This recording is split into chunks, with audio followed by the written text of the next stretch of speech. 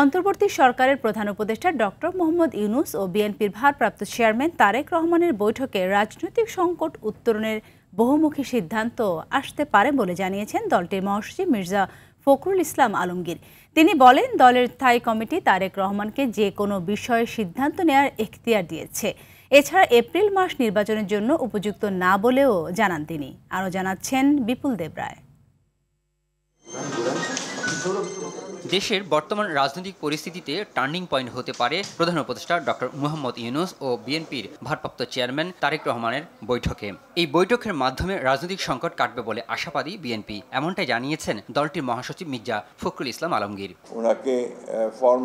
রাজধানী গুলশানে বিএনপির রাজনৈতিক কার্যালয়ে সাংবাদিকদের সাথে ঈদ শুভেচ্ছা বিনিময় শেষে এই কথা জানান তিনি। গতকালই আমাদের একটা স্ট্যান্ডিং কমিটি মিটিং হয়েছে। মির্জা ফখরুল বলেন, জাতীয় ও আন্তর্জাতিকভাবে এই বৈঠকে গুরুত্ব ও সম্ভাবনা অনেক। এই বৈঠক থেকে অনেক কিছুর সমাধান হতে পারে।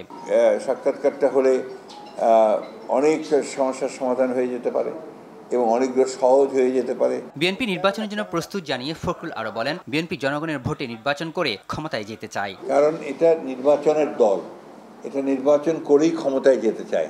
আমরা কোনো বিপ্লবী দল নই, আমরা নির্বাচন করেই জনগণের ভোটের মাধ্যমে আমরা ক্ষমতায় যেতে চাই। বিএনপি সবসময় সংস্কারের পক্ষে জানিয়ে বিএনপি মহাসচিব বলেন, এপ্রিল মাস নির্বাচনের জন্য উপযুক্ত না। আপনার অন্যান্য দলগুলোকে সংশোধন করতে না দেওয়ার ইস্যু তো আসে নাই। বিপুল দেবরাই, RTV, ঢাকা।